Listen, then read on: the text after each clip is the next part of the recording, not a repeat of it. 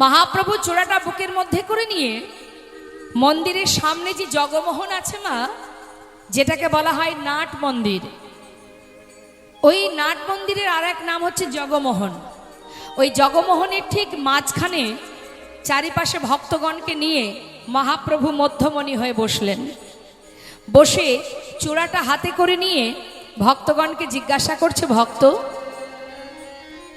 এই যে রেমুনার গোপীনাথ, এই গোপীনাথ জগৎ বিখ্যাত, সবাই এই জগতে এই গোপীনাথকে চেনে, বলতে পারো তোমরা জানো রেমুনার গোপীনাথ কেন জগৎ বিখ্যাত, কেন তার এত প্রতিষ্ঠা, কেন তার এত নাম, কার জন্য তোমরা জানো?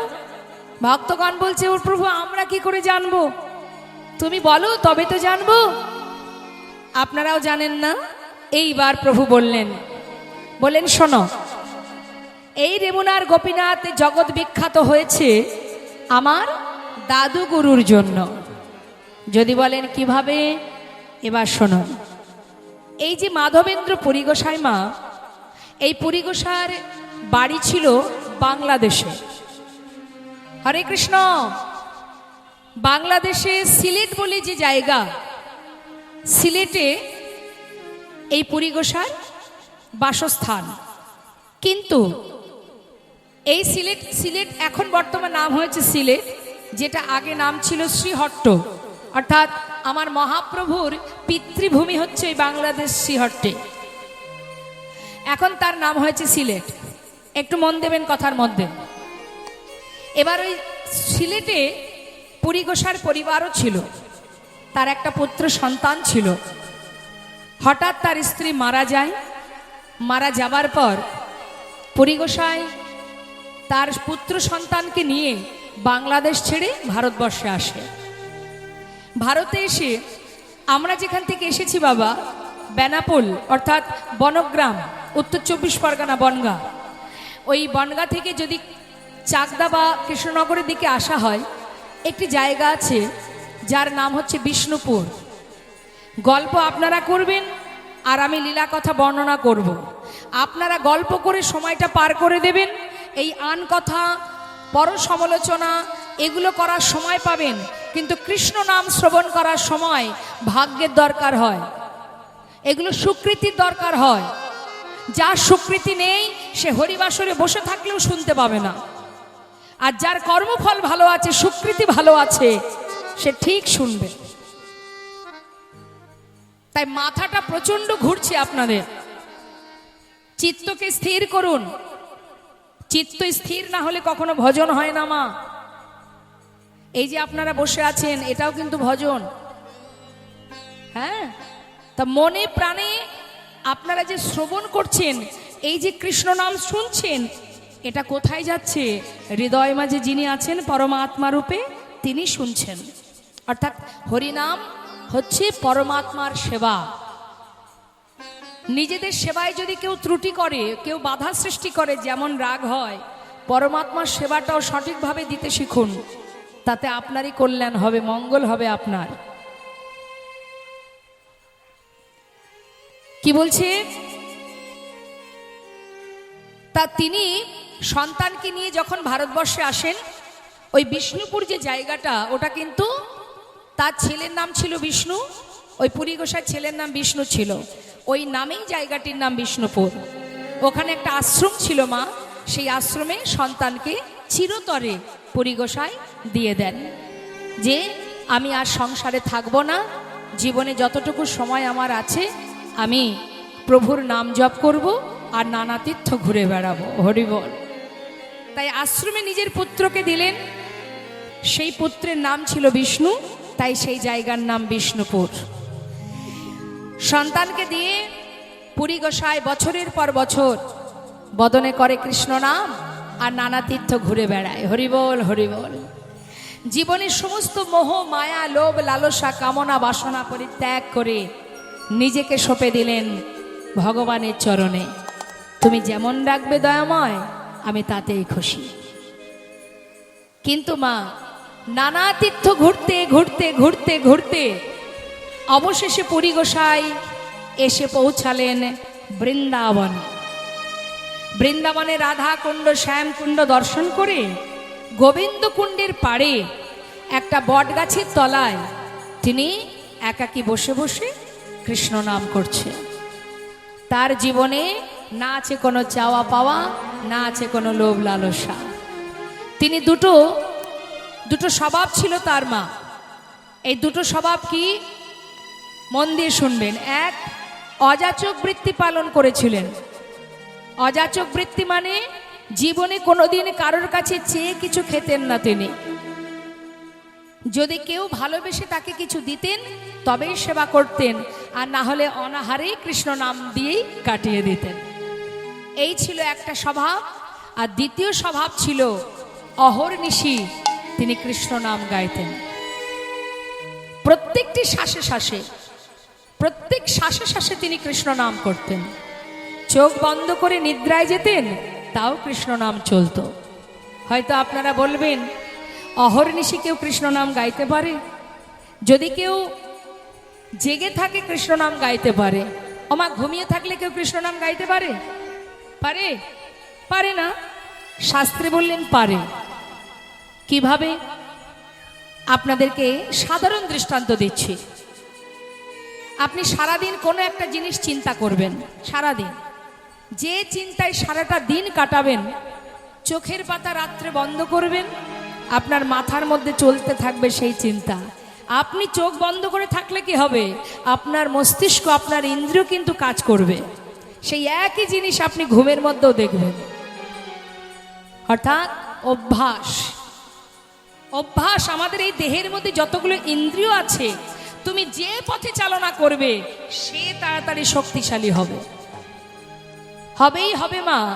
এবার দেখুন, আপনাদের আরো একটা উদাহরণ দিচ্ছি। আপনারা জপের মালা হাতে নিয়ে জপ করবেন, বা সারাদিন যে কোনো একটা সময় আপনি হাতে জপের মালা নিয়ে একটানা 15 দিন, 20 দিন কি 1 মাস আপনি হরিনাম করুন। 1 মাস বাদ দিলাম, 1 সপ্তাহ হরিনাম করবেন। 7 দিন পর 8 দিনের দিন আপনি যদি জপের মালা হাতে নাও নেন, যদি হাতে কোনো কাজও করেন, তবু দেখবেন আপনার জিহ্বা সে একার মতো একা হরিনাম করে যাচ্ছে। নেতাহে গৌর হরি বল। অভ্যাস করে দেখুন। 7 দিন একটানা হরিনাম করবেন, 16 নাম করবেন, বেশি না 4 মালা করবেন। তারপরেই দেখতে পাবেন তার ফলটা কি হয়। আপনি কাজ করছেন, আপনার জিহ্বা হরিনাম গাইছে। আপনি নিজেও বুঝতে পারবেন না যে আপনার জিহ্বা, আপনার ঠোঁট সে কখন হরিনামে মত্ত হয়ে গেছে। এটা হচ্ছে অভ্যাস মা। তাই যারা বছরের পর বছর কৃষ্ণ নামে নিজেকে সঁপে দিয়েছে, সে চোখের পাতা বন্ধ করলেও তার ভিতরে কিন্তু কৃষ্ণ নাম চলতে থাকে। পুরী গোসাইয়ের ঠিক একই অবস্থা। সে আপন মনে কৃষ্ণ নাম জপ করে, বদনে কৃষ্ণ কৃষ্ণ কৃষ্ণ কৃষ্ণ নাম। তা মা যখনই বৃন্দাবনে এসে পৌঁছালেন তখন অন্ধকার হয়ে গেছে। ভাবছে রাত্রি হয়ে গেল, এই বটতলায় বসে রাতটা কাটাই। কোনো রকমে রাত পার হয়েছে। সকালবেলা চারিদিকে তাকিয়ে দেখছে। কি দেখছে? আহা, কোথাও কিছু সেবা পেলাম না। কেউ কি আছে? আমাকে তো কেউ কিছু খেতেও দিচ্ছে না। অনাহারে আছি আমি, না খেয়ে আছি আমি। কেউ কি নেই? কেউ তো কিছু দিল না। ঠিক আছে, নাই বা দিল, বসে বসে কৃষ্ণ নামই করি। তার মানে যদি কিছু খেতে না পায় তাতে তার দুঃখ নেই। ওই নাম যখন করে যেন নামেই তার ক্ষুধা নিবারণ হয়, তৃষ্ণা নিবারণ হয়। তাই কেউ কিছু দিল না বলে পুরী গোসাই ওই গাছতলায় বসে বসে কৃষ্ণ নাম জপ করছে। কিছু সময় পর 3টে হাতে তালি দিয়ে যেই না পুরী গোসাই দ্বার খুলেছে, মা দেখছে থালাতে আর প্রসাদ নেই। মাথায় হাত, কি সর্বনাশ! মানছি তোমার খিদে পেয়েছে, তাই বলে তুমি সব খাবে? বাইরে কত ভক্ত, বৃন্দাবনে কেউ বাদ নেই, সবাই এসেছে, তুমি তাদের জন্য একটু প্রসাদ রাখবে না?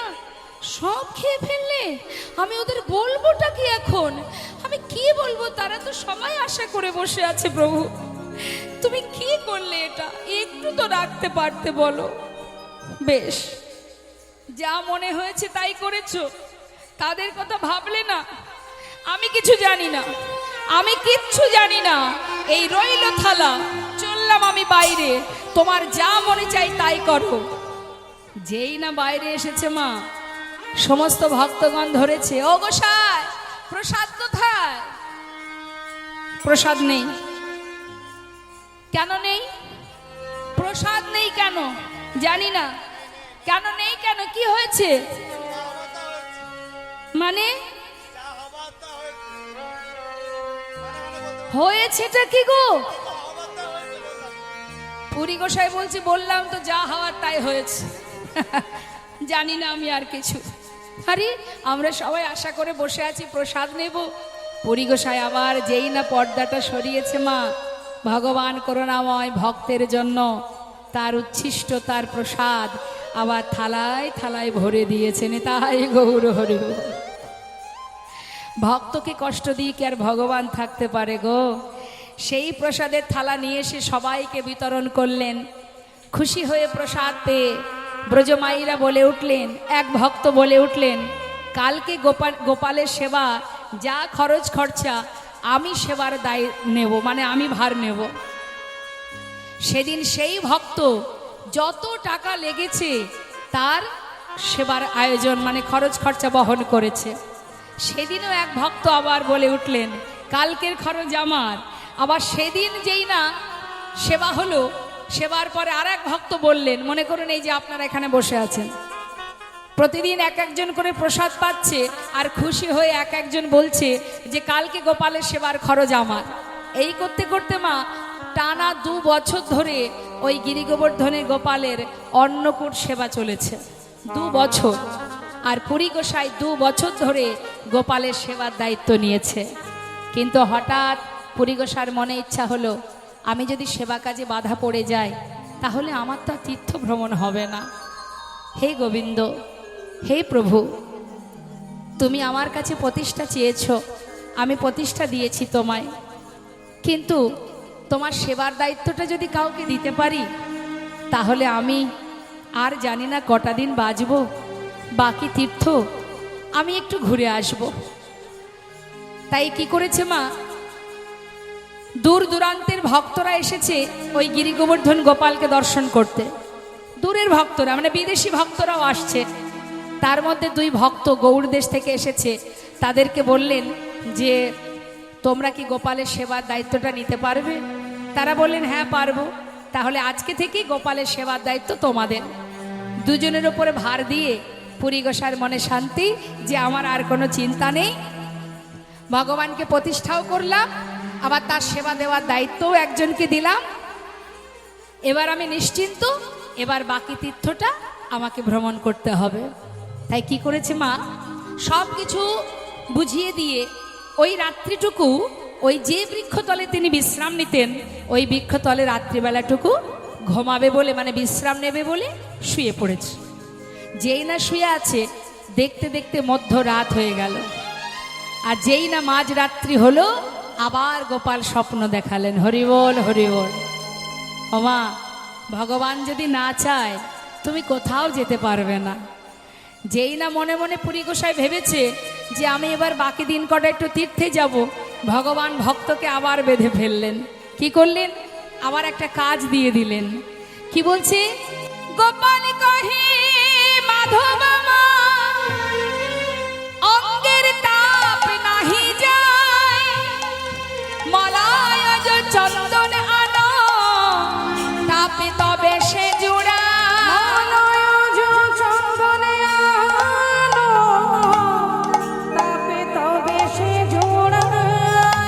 হরিবল হরিবল। গোপাল কহে মাধব আমার অঙ্গের তাপ নাহি যায়, মানে আমার সারা দেহ জ্বলে যাচ্ছে, তুমি মলায়জ চন্দন নিয়ে এসো, তবে আমার তাপ নিবারণ হবে। ওমা, মলায়জ চন্দন দেখেছেন কখনো? দেখেছেন? মলায়জ চন্দনটা সাদা এবং সুগন্ধি, মানে খুব সুন্দর গন্ধ। আর কি, সেটা যদি অঙ্গে মাখা হয় না, শীতল হয়, ঠান্ডা প্রকৃতির, মানে শীতল, শরীরের জ্বালা নিবারণ হয়। তাই প্রভু বলছেন, আমি বহু বছর মাটির তলায় ছিলাম, আমার সারা শরীর জ্বলে যাচ্ছে, তাই যাও মাধব, তুমি মলায়জ চন্দন নিয়ে এসো। মাধব করজোড়ে বলছে, দয়াময়, তোমার অঙ্গে জ্বালা করছে, তোমার কষ্ট হচ্ছে, দয়াময় নিশ্চয়ই আমি তোমার জন্য চন্দন নিয়ে আসব। আমি কথা দিচ্ছি প্রভু, তোমার কোনো কষ্ট আমি রাখবো না। তুমি বলেছ আমি তোমার জন্য চন্দন নিয়ে আসব, কিন্তু তুমি আমায় বলে দাও প্রভু, কোথায় পাবো সেই চন্দন? আবার বললেন, মলয়জ চন্দন নীলাচলে হইতে, অন্য হইতে নাহি, তুমি যাও হে তুরিতে। অন্য হইতে নাহি, তুমি যাও হে তুরিতে। ওমা, নীলাচলে পাওয়া যায় মলয়জ চন্দন। বলছে যাও, নীলাচলে গিয়ে তুমি মলয়জ চন্দন নিয়ে এসো, তবে তুমি যাবে, অন্য কেউ যেন না যায়। নিতাই গৌর হরিবল। এইখানে একটা বিষয় আমাদের জানতে হবে মা, আমরা কখনো কখনো দেখবেন নিজের কাজ অন্য কাউকে দিয়ে করাই না, নিজে পারছি না, তোরা যা একটু করে দে, তাই না? তাহলে অন্য কেউ যদি কোনো কর্ম করে, তার ফল তো আপনি পাবেন না। দেখবেন অনেকে আছে বাড়িতে মাস মাইনে করে পুরোহিত রেখে দেয় বাড়ির ভগবানকে পূজা দেওয়ার জন্যে। পুরোহিত এসে সময় মতো ঘন্টা বাজিয়ে পুজো দিয়ে চলে যায়। হ্যাঁ, তার মানে কি, নিজেদের সময় নেই, তাই পুরোহিত সেবা দিয়ে যায়। তাতে লাভ কি? ভগবানের প্রতি আপনি যতটুকু কর্ম করবেন তার ফল তো আপনিই পাবেন। আপনি টাকা দিয়ে পুরোহিত রাখলে পুরোহিতের পুণ্য হবে, আপনার কিচ্ছু হবে না। আপনি যেমন পারবেন তেমনই দেবেন। সময় পাচ্ছেন না, দুটো বাতাসা, একটা তুলসী পাতা, আপনি যখন পারবেন তখন দেবেন। সংসারের সব কাজ করে তারপরে একটু হলে যদি সময় পান তখন দেবেন। ভগবান আমার বলেননি মা যে আমাকে টাইমে সেবা দিতে হবে। আপনি যদি না পেরে ওঠেন, সংসার করছেন মানে সংসার ও ধর্ম, সংসারের প্রতি আপনার দায়িত্ব আছে, কর্তব্য আছে, সন্তানের প্রতি, স্বামীর প্রতি, পরিবারের প্রতি, সবার প্রতি দায়িত্ব আছে। তাহলে সবার দায়িত্ব কমপ্লিট করে তারপরে যদি ভগবানকে সেবা দেন তাতে কোনো দুঃখ নেই, কিন্তু নিজের কাজ নিজে করুন। ভগবানের সেবাটা তোমার নিজস্ব কাজ, তোমার ভজন, এটা তোমার আরাধনা, তোমার সেবা, অন্য কেন কেউ করবে? যারা দেখবেন এই যে এই বাড়িতে যে হরিবাসর হচ্ছে, যে দাদা ভাই বা যে স্ত্রী যার সন্তানের জন্য এত সুন্দর হরিবাসর আয়োজন করেছে, তারা মন থেকে করছেন, যতটুকু করছেন নিজের অন্তর থেকে। কেন না, আমি করছি, প্রভুর সেবা দিচ্ছি, আমার এই সেবাটাই আমি, তিনি তো পারতেন লোক দিয়ে করাতে, পারতেন না নিজে না এসে। অনেক অনেক জায়গায় আমরা হরিবাসরে যাই, দেখা যায় বাড়ির গিন্নি বেরোচ্ছে না, সব কাজ করছে অন্য লোকেরা। গিন্নি কখন বেরোবে? যখন আসরে হরিনাম চলবে তখন হয়তো এসে একটু ফর্মালিটি করে চলে গেল। এমনও দেখেছি জায়গা, আমরা দেখেছি। হ্যাঁ, সবই বাইরের লোকেরা করছে, নানাবিধ লোকেরা করছে, কিন্তু তারা আসছে না। এটা নয় ভগবানের সেবা। যারা কমিটির ভক্তরা জীবের দ্বারে দ্বারে ভিক্ষা করে, তা আপনি যদি বাড়িতে হরিবাসর দেন, 5 বাড়ি ভিক্ষা করবেন, আপনি না গিয়ে অন্য কাউকে পাঠাবেন, এটা হবে না মা। তোমার কর্ম তোমাকে করতে হবে। তুমি অল্প করো, যতটুকু পারবে ততটুকু করো, বিশাল কিছু করতে হবে না। ভগবান এটা দেখে না যে তুমি কত কি আয়োজন করলে, এটা ভগবান দেখে না। ভগবান কি দেখে? তুমি কোন মনোবৃত্তি নিয়ে, কোন মনোভাব নিয়ে ভগবানের সেবা দিচ্ছ। হে দয়াময়, আমি যেমন পেরেছি তেমন তোমায় দিয়েছি, আমার যতটুকু সম্ভব আমি করেছি। তুমি কৃপা করে আমার এই দান, আমার এই সেবা তুমি গ্রহণ করো। নিতাই গৌর হরি বল, হরি বল। তাই মা, পুরী গোসাইয়ের চলার শক্তি নেই, বৃদ্ধ হয়ে গেছে, বয়স হয়েছে তার, তবু যে প্রভু আদেশ করেছে বলে আজ তিনি চললেন ভগবানের জন্য ওই নীলাচল। কোথায় বৃন্দাবন আর কোথায় নীলাচল? তিনি গুটি গুটি পায়ে এবার প্রভুর জন্য যাচ্ছে। গিরি ধারি গোপাল ব্রজ গোপাদুলা অপরূপ লীলা তব তরুণতমা গিরি ধারি গোপাল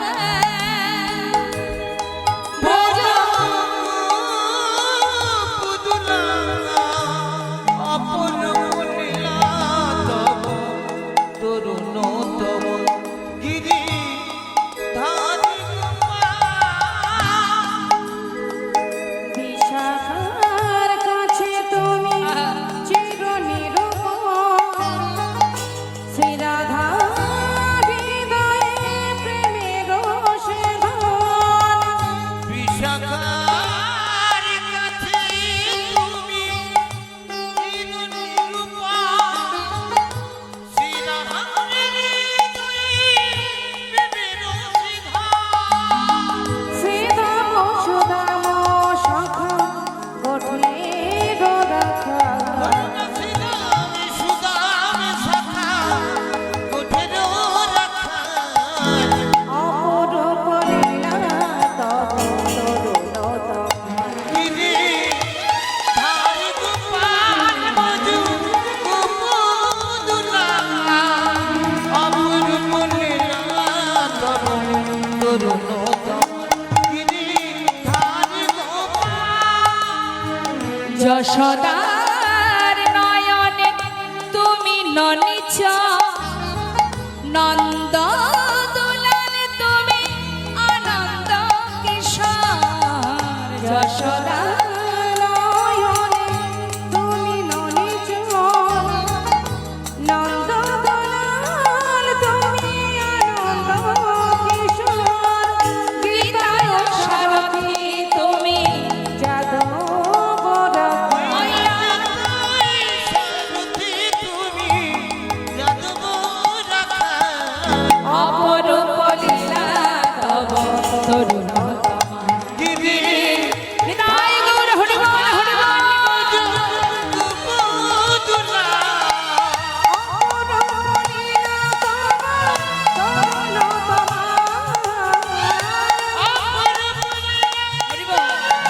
তরুণতমা। অপরূপ লীলা তব তরুণতমা।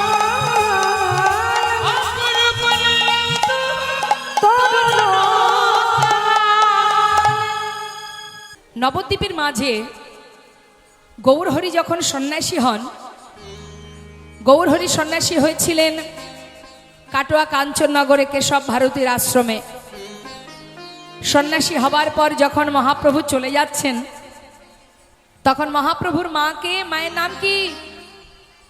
মায়েরা বলুন, সামনে যে মায়েরা আছেন, মহাপ্রভুর মায়ের নাম কি? জোরে বলুন। সচী মাতা। সচীমা কাঁদছে, কারণ তার ছেলে সন্ন্যাসী হয়ে গেছে। তা যখন মা কাঁদছে, তখন নিতাই চাঁদ এসে বলছে, মা তুমি কেঁদো না। নিতাই চাঁদকে, ইনি হচ্ছেন দাপর যুগে কৃষ্ণের দাদা বলরাম, কলিযুগে হয়েছে নিত্যানন্দ। তা নিত্যানন্দ প্রভু বলছে, মা তুমি কেঁদো না, ভাই যত দূরেই থাকুক না কেন, আমি ভাইকে তোমার কাছে ধরে নিয়ে আসব।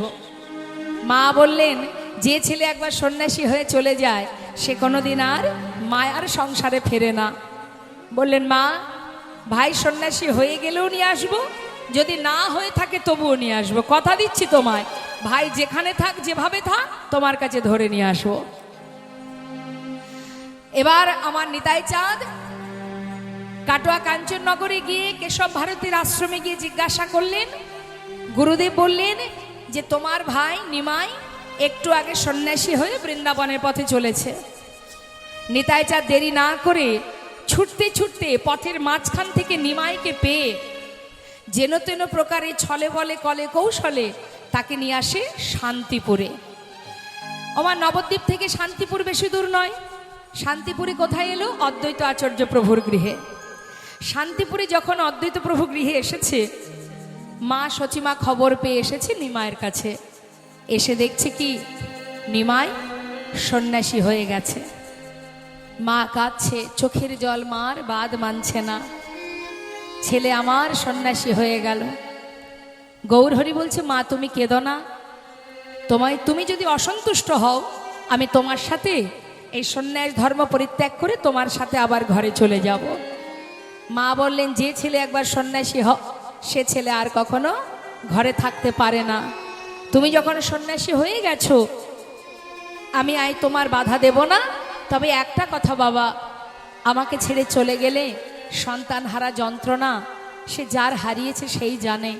তাই তুমি এক কাজ করো, সন্ন্যাসী হয়েছো ঠিক আছে, আমার কাছে কাছে থাকো, সন্তান শোকটা তো আমাকে পেতে হবে না। মা, সন্ন্যাসী যখন আমি হয়েছি, তোমার কাছে তো আমি আর থাকতে পারবো না মা, আমি কি করব বলো। মা বললেন, তবে এক কাজ করো, যদি তুমি আমার কাছে না থাকো, কাছাকাছি যদি থাকো, অন্তত তুমি নীলাচলে বাস করো। নীলাচল অর্থাৎ পুরীধাম। পুরীধামে যদি তুমি থাকো, নদেবাসী যখন সব নীলাচলে যাবে, তারা ফিরে এলে তাদের কাছ থেকে জানতে পারবো তুমি কেমন আছো, কোথায় আছো, কি করছো। তাই হবে মা, তোমার বাক্যই শিরোধার্য। মাথায় করে নিলাম তোমার কথা, আমি নীলাচলে যাব।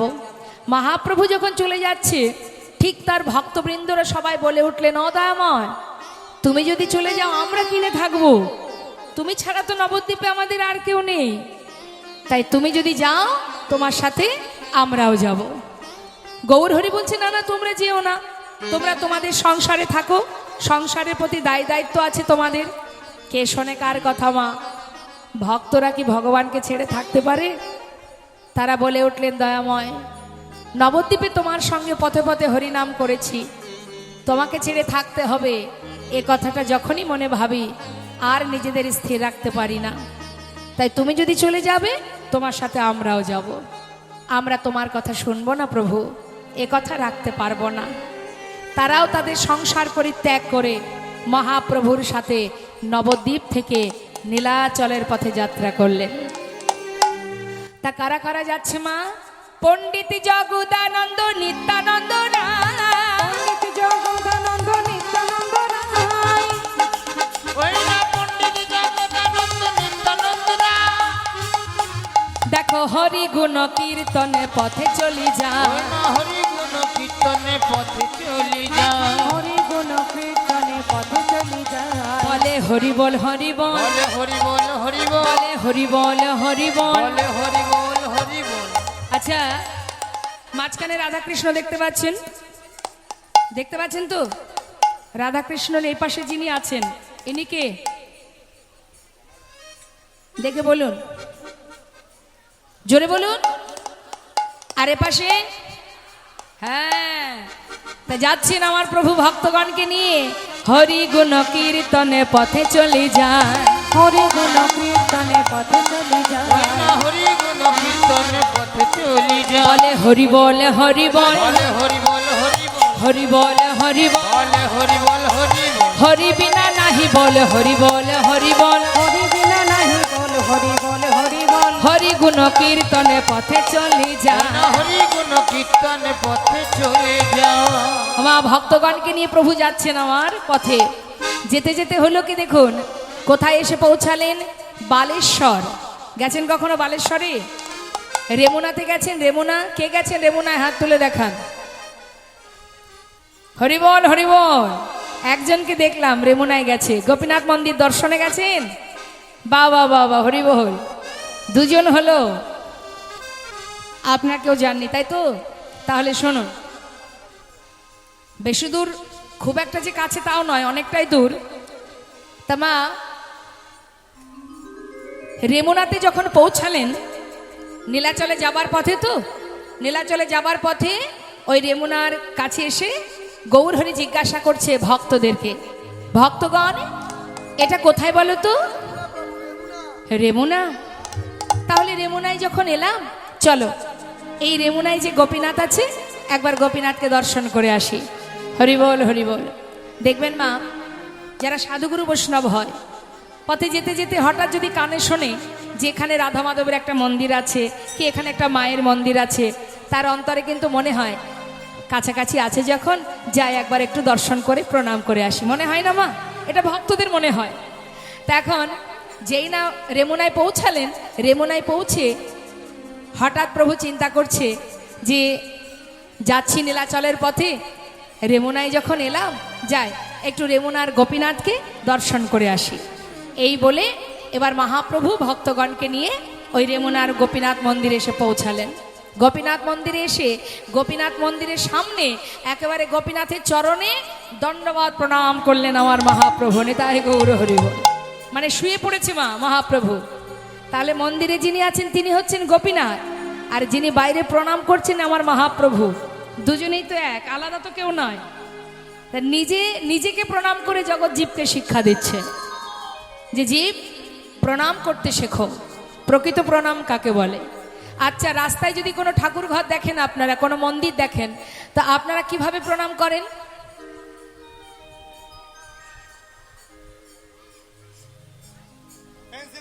পথে যেতে যেতে আমরা কিভাবে প্রণাম করি?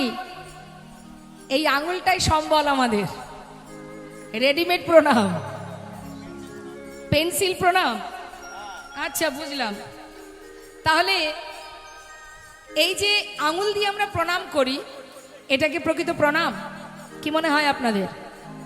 যদি আমাকে প্রণাম করতেই হয়, যদি ভগবানের আশীর্বাদ পেতে হয়, তাহলে প্রণাম করার মতো করতে হবে।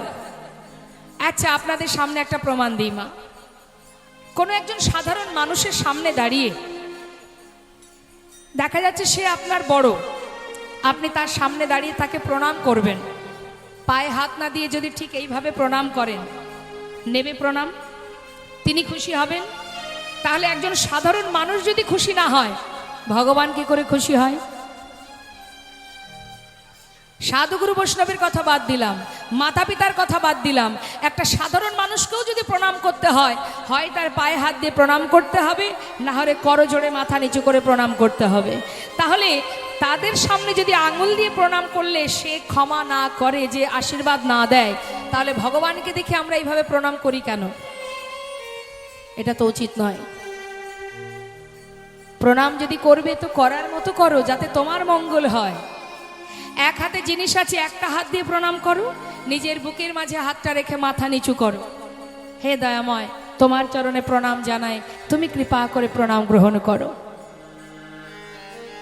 তাহলে মাথা নত করতে শিখতে হবে এবং প্রণামটা সঠিকভাবে করতে হবে। আজ আমার মহাপ্রভু তিনি যেই না গোপীনাথের চরণে প্রণাম করেছে, মা শুয়ে পড়েছে। যেই না প্রণাম করেছে, প্রণাম করা মাত্রই কি হলো শুনুন। তাহলে এবার একটু পদাবলীর কথাগুলো শুনতে হবে।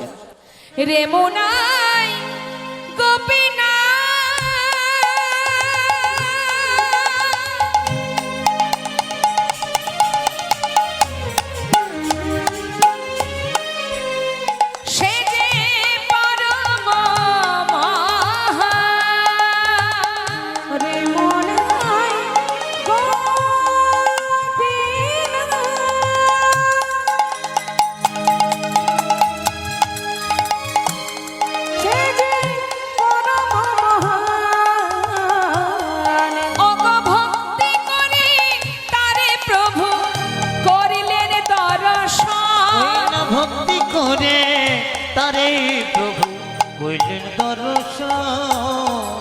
যেই না প্রণাম করেছে, মা গোপীনাথের মাথার যে চূড়াটা, ফুলের চূড়া, সেটা পড়েছে মহাপ্রভুর মাথার উপরে।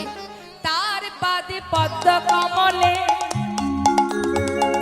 প্রণাম করিতে, তার পাদ পদ্ম কমলে প্রণাম করিতে, তার পুষ্প চূড়া পড়িল প্রভুর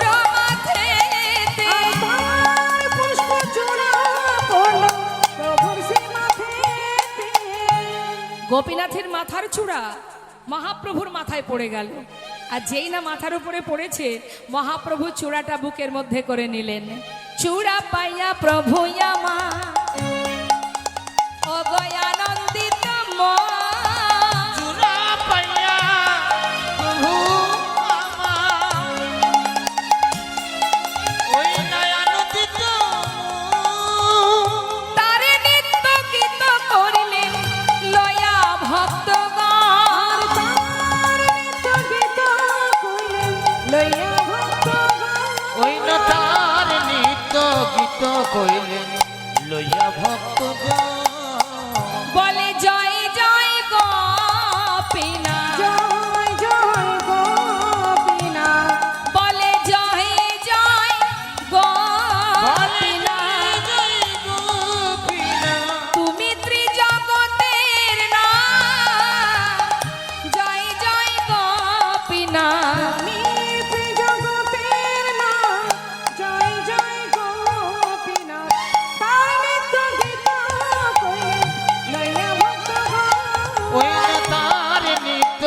গীত কইলে লইয়া ভক্ত জন।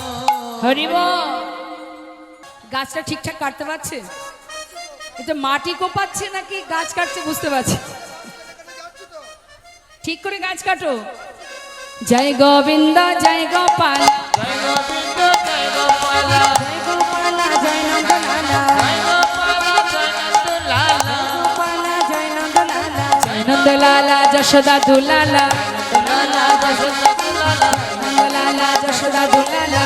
নন্দলালা দাঁড়াও। যশোদা দুলালা। ওই তো দেখা যাচ্ছে ছোট্ট একটা কুঞ্জ, স্বপ্নে যা দেখেছিলাম। দাঁড়াও দাঁড়াও, আর তোমরা গাছ কেটো না। ওই যে ছোট্ট কুঞ্জ দেখা যাচ্ছে, নিশ্চয়ই ওই কুঞ্জের মধ্যেই গোপাল আছে। তোমরা আর দেরি করো না, কেউ না কেউ ওই কুঞ্জের ভিতরে প্রবেশ করো। ওমা, ঘন জঙ্গল তো, লতা পাতায় ভরা, আবর্জনায় ভরে গেছে। সবাই বলছে ও গোসাই, স্বপ্নে দেখেছো তুমি, তুমি ভিতরে যাও, আমরা কিছু জানি না, আমরা কোথায় গিয়ে কি খুঁজবো, যাও তুমি যাও। কুড়ি গোসাই সঙ্গে সঙ্গে গুটি গুটি পায়ে ওই কুঞ্জের মধ্যে গিয়ে মা খুঁজে পাচ্ছে না, খুঁজে পাচ্ছে না। সারা দেহটাই মাটির তলায় চাপা পড়ে গেছে, পাতালতা জমতে জমতে সেটা মাটি হয়ে গেছে।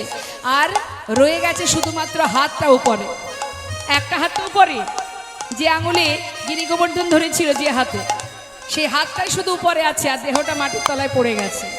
আর পুরী গোসাই খুঁজে পাচ্ছে না, সারা জায়গায় হাতড়ে হাতড়ে দেখছে, আর মুখে গাইছে জয় গোবিন্দ জয় গোপালা, জয় গোবিন্দ জয় গোপাল, গোবিন্দ জয় গোপালা, জয় গোবিন্দ জয় গোপাল, জয় গোপালা জয় নন্দলালা, পেয়েছি পেয়েছি, ওগো পেয়েছি। দাঁড়াও দাঁড়াও, সারা দেহটা পাচ্ছে না মা, ওই যে হাতটা আছে উপরে, হাতে যেই না হাতটা ঠেকেছে, পুরী গোসাই চিৎকার করে বলে উঠলেন পেয়েছি গো পেয়েছি, সবাই দেখো এই তো পেয়েছি গোপালকে, কিন্তু কি করে তাকে বাহির করব, মাটির তলায় চাপা পড়ে আছে মা। পুরী গোসাইর তো বয়স হয়েছে, তিনি একা তুলতেও পারছে না, কিন্তু উপায় নেই, তাকে তুলতেই হবে, বাহির করতে হবে। আর ছোট্ট কুঞ্জ, একজনের এসে দুজন ঢুকতেও পারছে না। এবার খুব কষ্ট করে পুরী গোসাই ভগবানকে সেখান থেকে তুলে ওই কুঞ্জের থেকে বাইরে এনে নিচে যেই না রেখেছে মা, রাখা মাত্রই পুরী গোসাই হাঁপিয়ে উঠেছে। এই যে বাপু শোনো, এই যে যা যা স্বপ্নে দেখেছি বাবা সবই করলাম, তাকে বাহিরও করেছি, সারা গায়ে নোংরা, মাটি কাদা আবর্জনা, আহা প্রভু এত কষ্টে আছে। শোনো, আর দেরি করো না, তোমরা কাজ করো, আমি কিন্তু পারবো না গিরি গোবর্ধন পর্বতের উপরে তুলতে। তোমরা সবাই মিলে যার গায়ে একটু জোর আছে, একটু বলিষ্ঠ ব্যক্তি যারা, তাদেরকে ডেকে নিয়ে এসো। পুরী গোসার তো বয়স হয়েছে, সে কি আর পারে মা? আর ভগবানের এমনই লীলা, তিনি আজ মনে মনে ইচ্ছা জেগেছে তার, আমাদের যেমন ইচ্ছা জাগে তারও ইচ্ছা জাগে গো। আমাদের ইচ্ছা জাগলে আমরা ভগবানকে জানাই, মানুষ যদি আমাদের ইচ্ছা পূরণ করতে না পারে, আমরা সোজা মন্দিরে চলে যাই, হে দয়াময় আমার মনে এই বাসনা, তুমি ছাড়া কেউ পূরণ করতে পারবে না, বলি না? তাহলে আমাদের যেমন বাসনা জাগে তারও বাসনা, কি বাসনা জেগেছে তার? তার মনের ইচ্ছা যে ভক্ত আমাকে কাঁধে করে ওই গিরি গোবর্ধন পর্বতের ওপরে নিয়ে যায়, মানে ভক্তের কাঁধে চড়ে যাবেন তিনি, সেই জন্য একেবারে ভার হয়ে আছে। আর এদিকে সমস্ত যাদের গায়ে একটু জোর আছে, বলিষ্ঠ ব্যক্তি যারা, তারা সবাই মিলে এবার গোপালকে কাঁধে করে নিয়ে ওই গিরি গোবর্ধন পর্বতের উপরে প্রতিষ্ঠা করবে বলে নিয়ে যাচ্ছে। মহা মহা বলিষ্ঠ লোক একত্র করিলা,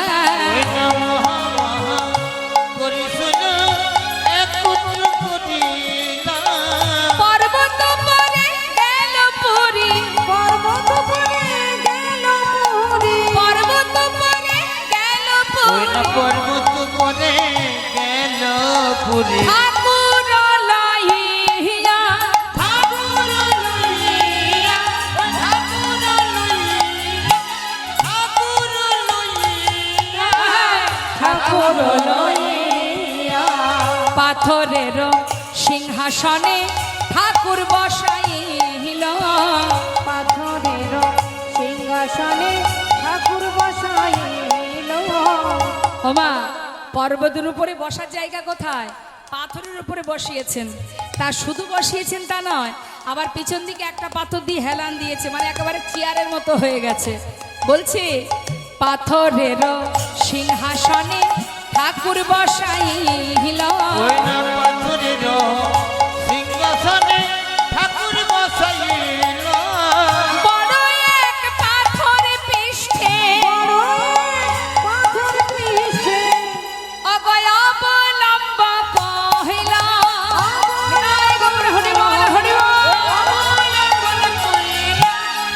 অবলম্ব কইল একটা পাথর পিছন দিকে দিয়েছে, একটা পাথরে বসিয়েছে, মানে একেবারে সিংহাসন হয়ে গেছে সুন্দর একটা। এবার পুরী গোসাই বললেন, শোনো ভক্ত, তাকে প্রতিষ্ঠা করতে গেলে সব কিছু করতে হবে, তার সেবার আয়োজন করতে হবে, তাকে স্নান করাতে হবে। তা ব্রজমাই তোমরা শোনো, দেরি না করে গোবিন্দ কুণ্ড থেকে কলস কলস জল নিয়ে এসো, কারণ গোপালের সারা গায়ে কাদা মাটি লেগে আছে, বহু বছর মাটির তলায় ছিল, কত নোংরা লেগে আছে, যাও তাকে স্নান করাতে হবে। ব্রজবাসীদের আনন্দ ধরছে না মা, সমস্ত ব্রজমাইরা পুরী গোসাইয়ের কথা মতো নতুন নতুন কলসি নিয়ে এবার সব জল ভরতে যাচ্ছে। আপনারা বাড়িতে যখন ভগবানের প্রতিষ্ঠা করেন, অনুষ্ঠান করেন, যান না জল ভরতে, যান না মা, আনন্দ করে যান তো সবাই। তা আজ ব্রজমাইরা গিরি গোবর্ধনে গোপাল প্রতিষ্ঠা হবে বলে মনের আনন্দে সমস্ত ব্রজগোপীরা একটা করে নতুন নতুন মাটির কলসি, 100 কলস, নবশত, নব মানে নতুন, শত মানে 100 কলস জল ওই পর্বতের উপরে তুলেছিলেন ব্রজবাসীরা, ব্রজমাইরা। তা জল আনতে যাচ্ছে মা, শুধু কিন্তু জল নিয়ে আসতে যাচ্ছে না, সাথে আবার বাদ্যযন্ত্র যাচ্ছে, মনের আনন্দে যাচ্ছে সবাই। কেমন ভাবে? নবশত ঘাটি জল আজি কইল উপনীত, নবশত ঘাট জাল আজি কইল উপনীত শত ঘট জলে আজ কইল উপনীত নবশত ঘাট জাল আজি কইল উপনীত শত ঘট জলে আজ কইল উপনীত নবশত ঘাট জাল আজি কইল উপনীত নবশত ঘট জলে আজ কইল উপনীত নানা বাদ্য ভেরিবারে শ্রী গুণ গাই গীত, নানা বাদ্য ভেরিবারে সে গুণ গাই গীত নানা বাদ্য ভেরিবারে সে গুণ গাই গীত নবশত ঘাট জাল আজি কইল উপনীত শত ঘট জলে আজ কইল উপনীত নবশত ঘাট জাল আজি কইল উপনীত কেহ নাচে কেহ গায়, কেহ নাচে কেহ গায় রে কেহ নাচে কেহ গায় রে। ওই না কেহ নাচে কেহ গাই রে কেহ ধুলাই গড়া গড়ি, ব্রজরমণী দেখো ব্রজরমণী গণ তারা করে হুলাহুলি, ব্রজরমণী গৌর হরি বল হুলা হুলি ওই না ব্রজরমণী গণ তারা করে হুলাহুলি ব্রজরমণী গৌর তারা করে হুলা হুলি নবশত ঘাট জাল আজি কইল উপনীত শত ঘট জলে আজ কইল উপনীত নবশত ঘাট জাল আজি কইল উপনীত 100 ঘট জল মাটির কলসে করে জল ওই গিরি গোবর্ধন পর্বতের উপরে তোলা হলো। পুরী গোসাই স্নান করালেন। এই যে শোনো, স্নান হলো, শোনো ব্রজবাসী, এবার গোপালের বহু বছর অনাহারে ছিল, সেবার আয়োজন করো। কেউ আর বাদ যায়নি মা, সবার বাড়ি থেকে যে যেমন পেরেছে কিছু না কিছু তার জন্য রান্না করে এনেছে। গোটা বৃন্দাবনবাসী খবর পেয়ে গেছে যে গিরি গোবর্ধনে গোপাল স্থাপিত হচ্ছে। খবর পেয়ে সমস্ত ব্রজমাইরা, যার গোবিন্দ তো তাদের ভালোবাসার ধন, তা ভালোবাসার মানুষের জন্য সবাই আমরা যেমন রান্না করি, প্রভুর সেবার জন্য ব্রজমাইরা তারা যে যা পেরেছে রন্ধন করে করে সবাই নিয়ে এসেছে। এখন সবার সেবার ওই বস্তু এক জায়গায় করেছে যখন, যেন মনে হচ্ছে একটা অন্নকূট তৈরি হয়ে গেছে। অন্নকূট মানে অন্নের পাহাড়। তা যাই হোক, সবাই এনেছে রাশি রাশি রুটি, স্তূপে স্তূপে অন্ন, নানাবিধ রসা, নানাবিধ ছানা, পুরি, মাখন, ক্ষীর, যে যা পেরেছে সব রন্ধন করে এনেছে। এখন পুরী গোসাই বললেন, তাহলে তোমরা এবার বাইরে যাও, আমি গোপালকে নিবেদন করে দিই। গোপালের নিবেদন হলো মা। এত বলি পুরী গোসাই নিবেদন করিল, বহুদিনের খোদাই গোপাল সকলি খাইল। বহুদিনের খোদাই গোপাল সকলে খাইল হরিবল হরিবল। অনাহার অনাহারে ছিল ঠিক আছে, তাই বলে সব খাবে? পুরী গোসাই নিবেদন করে বাইরে বেরিয়েছে মা। আমরা যেমন বাড়িতে ভগবানকে সেবা দিয়ে 5 মিনিটের জন্য বাইরে বেরিয়ে আসি না, পুরী গোসাইও ঠিক তেমন নিবেদন করে বাইরে এসেছে। বাইরে এসে দেখছে অগণিত ভক্তগণ সবাই ভগবানের প্রসাদ নেবে বলে অপেক্ষা করছে, আর সবাই মিলে খোল করতাল বাজিয়ে প্রভুর জন্য ভজন কীর্তন করছে। হ্যাঁ, ভজ গোবিন্দ গোপাল গিরিধারী, ভজ গোবিন্দ গোপাল গিরিধারী, গিরিধারী গোবর্ধন ধারী,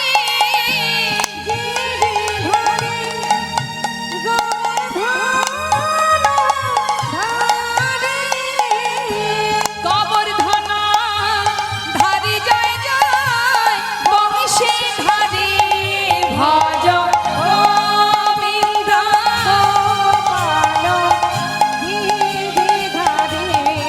ভজ গোবিন্দ গোপাল গিরিধারী।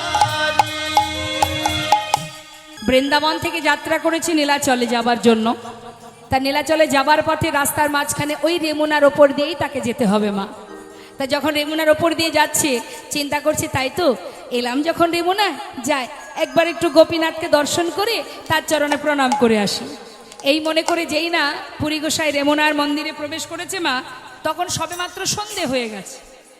আর যেই না সন্ধে হয়ে গেছে গোপীনাথ মন্দিরের সামনে গিয়ে প্রণাম করতে যাবে, এমন সময় পূজারী, ওই গোপীনাথ মন্দিরের যে পূজারী, তিনি কি করেছে, মন্দিরের দরজাটা বন্ধ করে দিয়েছে। তখন পুরী গোসাই জিজ্ঞাসা করছে, ও পূজারী, আমি এসেছি গোপীনাথকে প্রণাম করব, তুমি দ্বার বন্ধ করে দিলে, একবার দেখতে পেলাম না। তখন পূজারী বলছে, শোনো, এখন আর দর্শন হবে না। কেন? এখন গোপীনাথের ভোগ দিতে হবে সন্ধ্যার সময়। সন্ধ্যায় আবার কি ভোগ হয় জানো না? শোনো শোনো, সন্ধ্যায় ভোগ লাগে অমৃত কেলিরা,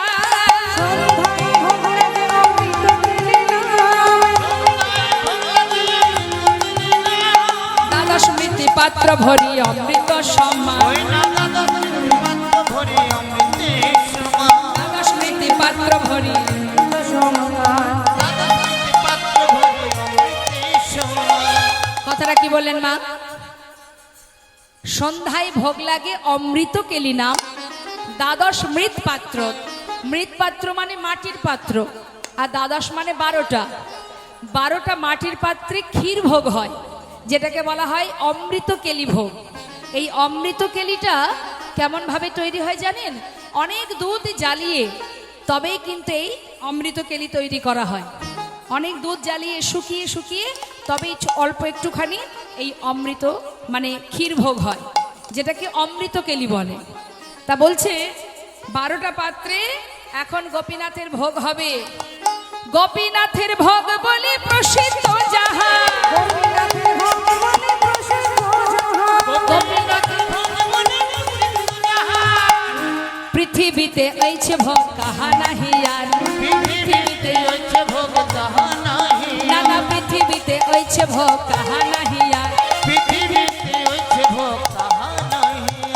নাই তুলনা, শোনো, নাই তুলনা, না নাই তুলনা, এই ক্ষীরের নাই তুলনা, ওই ক্ষীরের নাই তুলনা, কোথাও পাবে না, কোথাও পাবে না, নানা কোথাও পাবে না, কোথাও পাবে না, এই অমৃত কেলি ভোগ কোথাও পাবে না, অমৃত কেলি ভোগ কোথাও পাবে না, পৃথিবীতে ওইছে ভোগ কাহা নাহি আর, পৃথিবীতে হচ্ছে ভোগ তাহা নাহি। গোপীনাথকে চন্দন লেপন করলে আমার তাপ, আমার জ্বালা নিবারণ হবে। যাও। পুরী গোসাই দেরি না করে রেমুনার মন্দিরের যে পূজারী, তাকে স্বপ্নের কথা খুলে বললেন। খবর পেয়ে সমস্ত রেমুনার ভক্তগণ এলেন। এবার পূজারী আর এদিকে পুরী গোসাই সবাই মিলে সেই চন্দন গোপীনাথের অঙ্গে লেপন করতে শুরু করলেন মা। কতদিন লেপন করেছে? টানা 21 দিন। যতদিন চন্দন ছিল ততদিন লেপন হয়েছে, মাখিয়েছে গায়ে। হ্যাঁ, একটানা 21 দিন, যাকে বলা হয় চন্দন যাত্রা। যদি আপনারা যান কখনো রেমুনার গোপীনাথ মন্দিরে, চন্দন যাত্রা যখন হয় অক্ষয় তৃতীয়া থেকে শুরু হয়, দর্শন করে আসবেন। সেইখানে পুরী গোসাই রয়ে গেলেন, আর কোথাও যায়নি মা, সেখানে তার সমাধিও আছে, দর্শন করে আসবেন। এবার চন্দন লেপন করছে আর সমস্ত ভক্তবৃন্দ ভগবানের সেই লীলা দর্শন করছে, আর সবাই গাইছে নবদুরি বাদল ঘন শ্যাম, নব দুরি বাদল ঘন শ্যাম, নব দুর্বাদল ঘন শ্যাম, নব তোরে বাদল ঘন শ্যাম, ঘন শ্যাম, তোরে বাদল ঘন শ্যাম, ঘন শ্যাম, দুর্বাদল ঘন শ্যাম, নব দুর্বাদল ঘন শ্যাম। হে রাধা কান্ত কমল প্রশান্ত, হে রাধা শান্ত, কমল প্রশান্ত, তুমি প্রভু নিদানে হৃদয়, নব দুর্বাদল ঘন শ্যাম, নব দুর্বাদল ঘন শ্যাম। যে বাঁশি বাজিয়েছিলে, যে বাঁশি বাজিয়েছিলে, যে বাঁশি বাজিয়েছিলে, যে বাঁশি বাজিয়েছিলে বৃন্দাবনে, সে বাঁশি বাজাবার সবারই কানে যে বাঁশি বাজিয়েছিলেন বৃন্দাবনে, সে বাঁশি বাজাবার সবারই কানে, নব দুর্বাদল ঘন শ্যাম, নব দুর্বাদল ঘন শ্যাম, ঘন শ্যাম, নব দুর্বাদল ঘন শ্যাম, ঘন শ্যাম, নব দুর্বাদল ঘন নিতাই গৌর হরি বল, হরি বল। বাদল ঘন শ্যাম, নব দুর্বাদল ঘন শ্যাম। ভক্ত আর ভগবানের মিলন হইল, ভগবানের মিলন হইল, ভক্ত আর ভগবানের মিলন হইল, প্রেমানন্দে বদন ভরে হরি হরি বল, প্রেমানন্দে বদন ভরে হরি হরি বল।